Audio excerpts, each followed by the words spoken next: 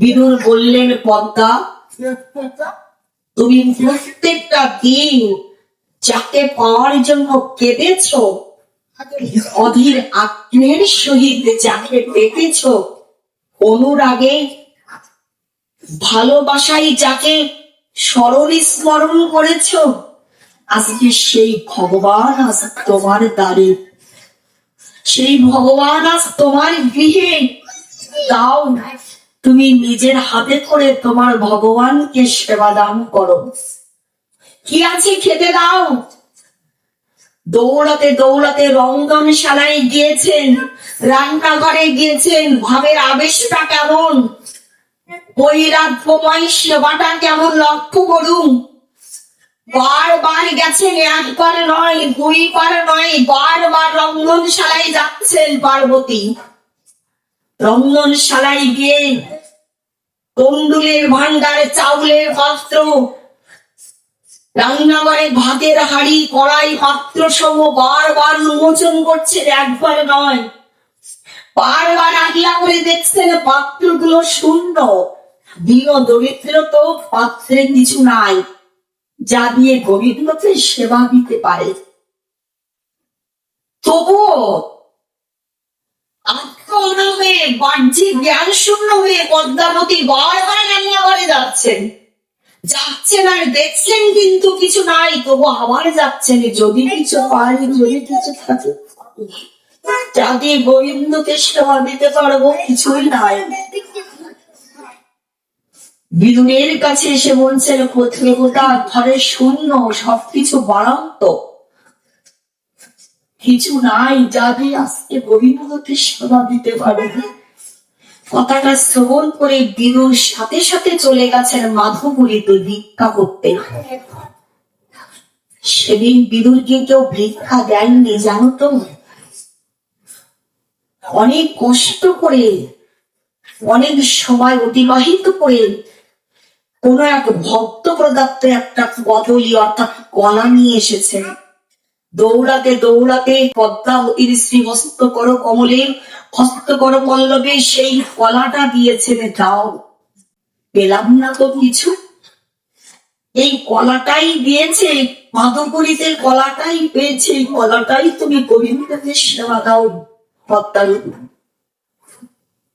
ভগবানকে সুন্দর করে বসিয়েছেন, সুন্দর করে চরণ দোকানা বিধৌত করেছেন, পার্থ অর্ঘ্য প্রদান করে, দেহক চন্দনে বিভূষিত করে, সুসজ্জিত করে, মনের আবেশে, প্রাণের আবেশে ভালোবেসে সেই গলার পোশাকটা ছাড়িয়ে বাহ্যিক জ্ঞান শূন্য আত্মহারা পদ্মাবতী গলার শ্বাসটাই ফেলে দিয়ে খোসাটাই গোবিন্দ বদলে তুলে দিয়েছেন। পারবেন তো? আমরা পারবো তো? ওই স্তরে পৌঁছাতে আমরা পারবো তো? ভগবান বললেন, ওটাই চাল।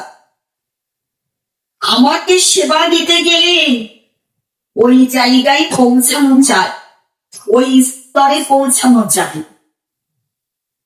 দর্শন করতে পেরে, দেখতে পেয়ে বিদুর দৌড়াতে দৌড়াতে এসে বললেন, পদ্মাবতী, এটা তুমি কি করছো? তুমি কলার শ্বাস ফেলে দিয়ে কলাটা খোসাটা সেবা দিচ্ছ। কৃষ্ণ ভগবান হাত ইশারা করে দিয়ে, ইশারা ইঙ্গিত করে নিষেধ করে দিলেন, বিদুর, তুমি পদ্মাবতীকে আজ বাধা দিও না। পদ্মা যে কলার শ্বাসটা ফেলে দিয়ে খোসাটা আমায় সেবা দিচ্ছে, এই সেবাদানে তুমি বিঘ্ন ঘটিও না, বাধা দিও না। কেন জানো? এই জন্য যে আমি ভক্তের বস্তুটা নয়, আমি ভক্তের ভাবটাই গ্রহণ করি। পদ্মাবতী আজও নিজের মধ্যে নাই, ও নিজেকে ভুলে গেছে, ও আত্মহারা হয়ে গেছে, ও আমাকে দর্শন করে ও নিজেকে ভুলে গেছে। আর যতদিন পর্যন্ত জীব আমি আমার এই বোধটাকে না ভুলতে পারে, ততদিন পর্যন্ত আমার কৃপা, ভগবান কৃপা, গোবিন্দ কৃপা লাভ করতে পারে না।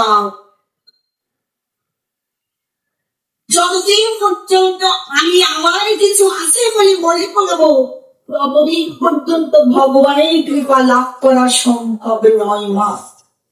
ভগবানকে সেবা দিতে গেলে, সেই অধিকারী হতে গেলে, সেই কৃপা লাভ করতে গেলে আমি আমার এই বস্তুটাকে উল্টিয়ে তুমি তোমার করে, হ্যাঁ, সমাহিত মনোভাবে ভগবানকে সেবা দিতে হয়।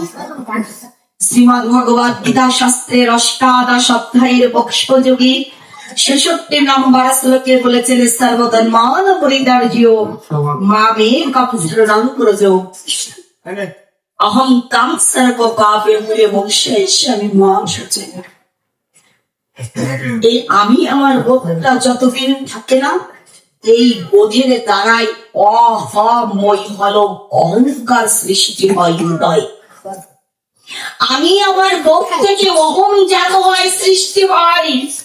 আর যে হৃদয়ে অহংকার বাসা বেঁধেছে না, সে হৃদয়ে ভগবান কখনো কোনদিন বাসা বাঁধতে পারে না। এই অহংকার ও আবর্জনায় যা হৃদয় মন্দিরটা, হৃদয় সিংহাসনটা পরিপূর্ণ হয়ে গেছে, সেই হৃদয়ে ভগবান কখনো বাসা বাঁধতে পারেনি না। এই জন্য অহংকারকে দূরীভূত করতে হবে, তুমি তোমার করে দিতে হবে, সঁপে দিতে হবে। সমান করে দাঁড়িয়ে ভগবানকে সেবা দিলেই না সেই সেবা গ্রহণ করেন ভগবান।